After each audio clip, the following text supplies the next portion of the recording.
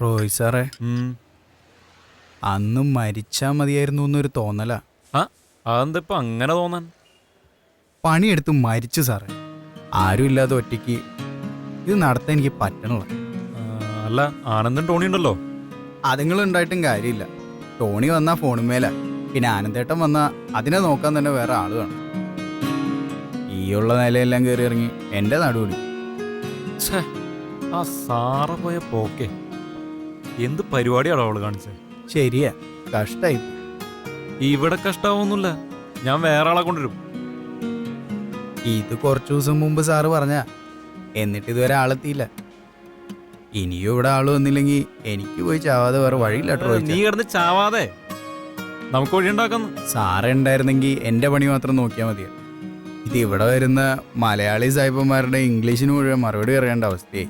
സുനിലെ, പോയവള് പോയി, ഇനി അവളുടെ കാര്യം ഇവിടെ കേട്ടു പോരുത്. ഇല്ല, സാറമ്മയ്ക്ക് ഒരാളെ കിട്ടുന്നവരെ റോയിച്ച ഇവിടെ നിന്നാ മതി. എനിക്ക് 100 കൂട്ടം പണിയുണ്ട്. ഞാനിവിടെ വന്നു കഴിഞ്ഞാൽ എന്നും ഈ കോഫി ഷോപ്പിന്റെ മുതലാളിയായിട്ട് മാത്രം ഞാനിരിക്കും.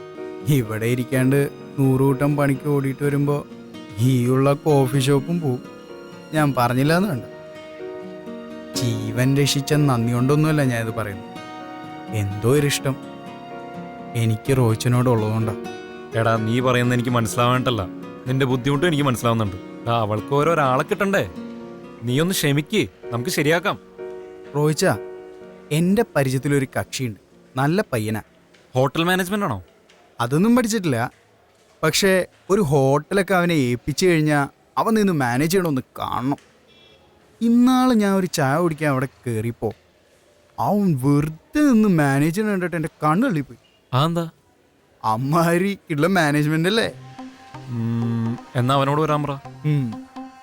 അവൻ വരും. ഞാൻ വിളിച്ച ഓട്ടോ വിളിച്ചിട്ടാണെങ്കിലും പറന്നു വരും. എന്നാ അവനെ നോക്കാം. ഒറ്റ കുഴപ്പമുള്ളൂ, പണി കുറവാണെങ്കിൽ അവൻ നിൽക്കൂല. അവന് ചെയ്യാനുള്ള പണി ഉണ്ടെങ്കിൽ അവൻ നിൽക്കും.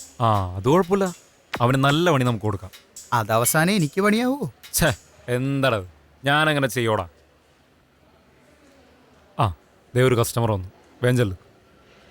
റോയിച്ച, ദേ ആ ഗ്ലാസ് ഒന്ന് കഴുകി വെച്ച്. ഞാൻ ദേ വന്നു.